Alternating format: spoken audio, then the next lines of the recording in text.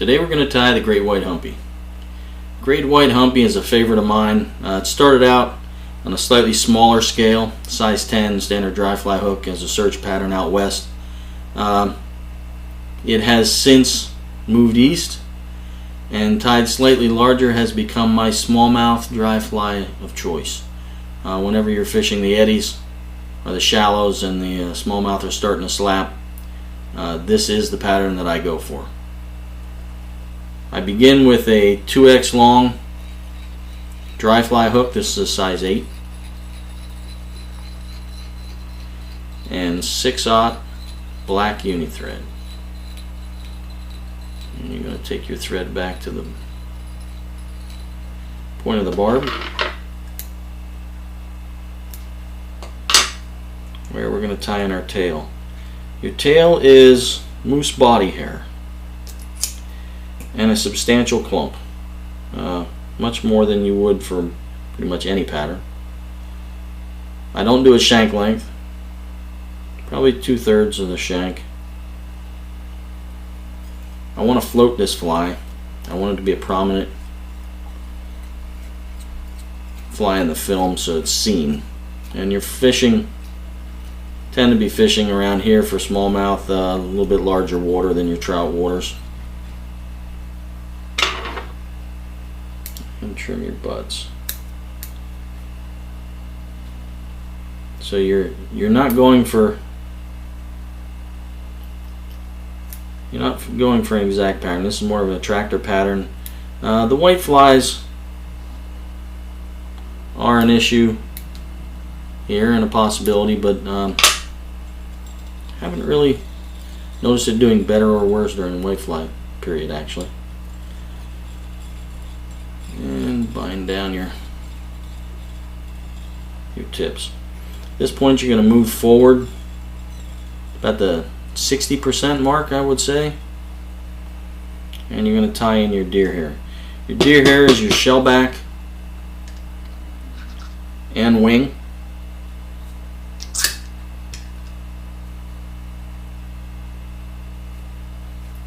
I clean and stack the deer hair as good as you can clean deer hair, and you're gonna allow your tips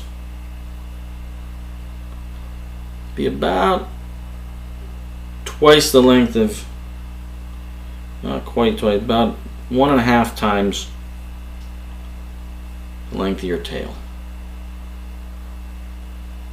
And that's going to be your tie-in.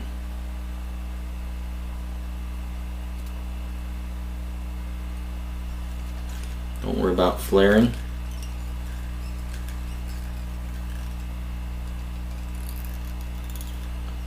You're just going to maintain control of the hair and bring it back to the tie-in point of the tail and then bind forward. And let it flare. You're going to pull that forward in a second.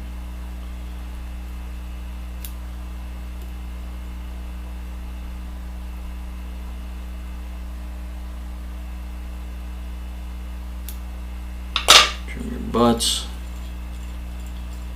and wrap over them.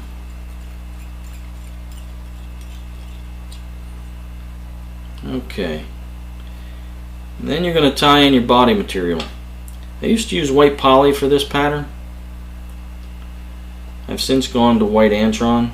You have enough hair on this pattern to float basically anything you want to. So I'm not so concerned, and I prefer the flash, the slight flash you get from an antron body.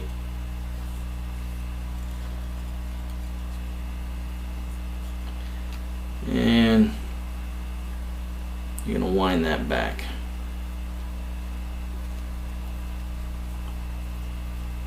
Usually doubling is all it takes. I try and build a slight taper to it.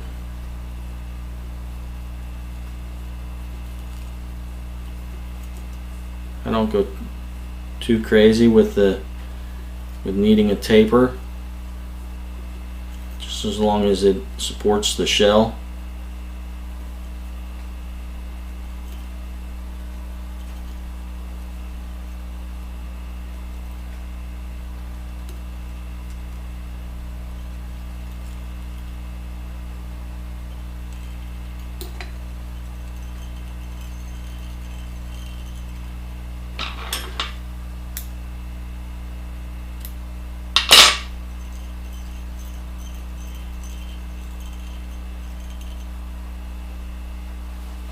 And at that point, you're going to pull your deer hair forward.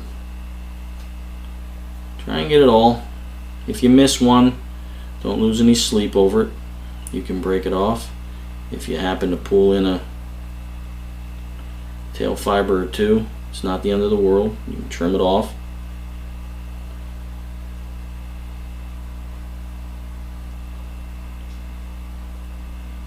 Do your best to get it forward.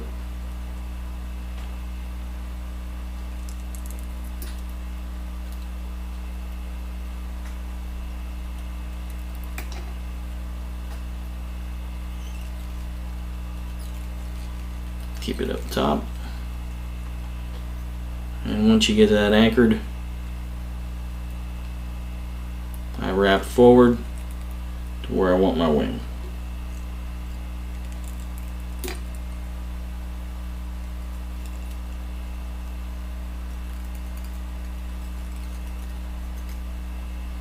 And then once you get your wing length established,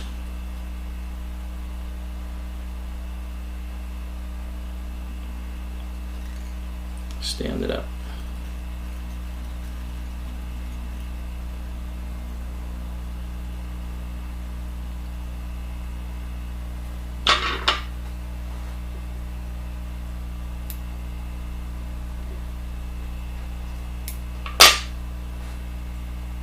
And then when it comes to dividing, I just grab and wrap. It seems to work itself out. It's not an exact science.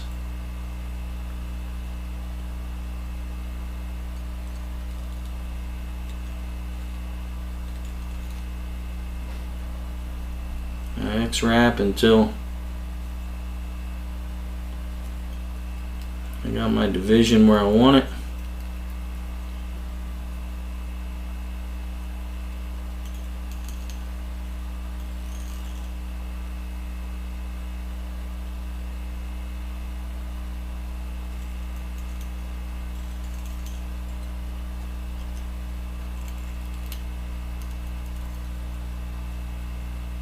And then I sweep them back.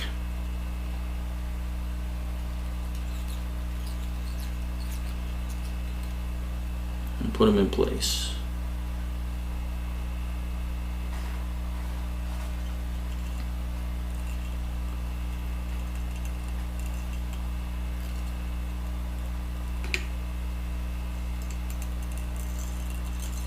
And give a little bit extra wrap to bind it down.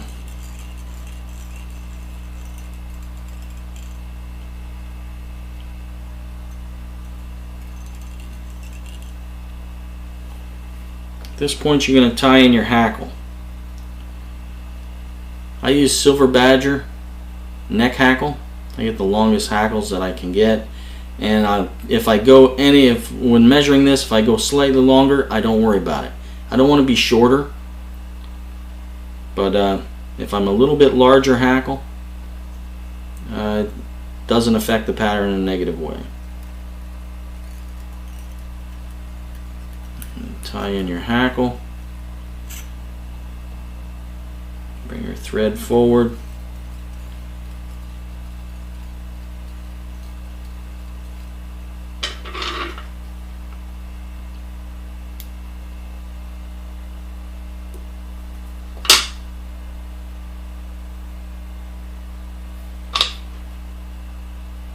and then you're going to palm your hackle. I keep this fairly tight. I want a lot of hackle. I want it to float well.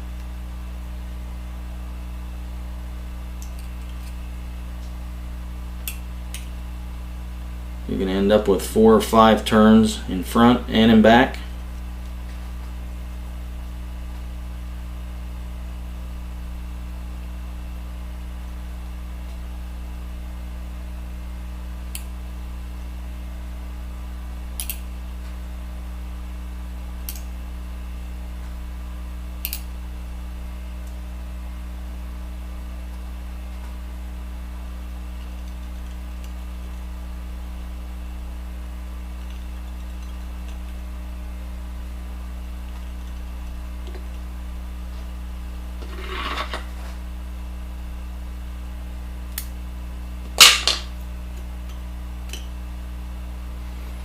Make sure your wings are in place. They generally work themselves out. You don't have to worry too much about them once you get them locked down.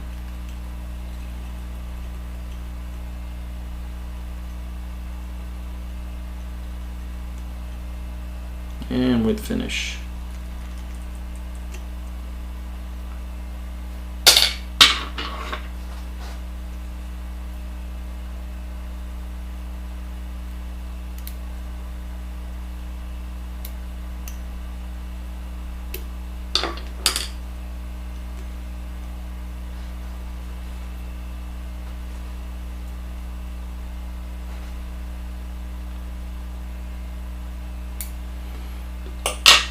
And there it is, the great white Humpy.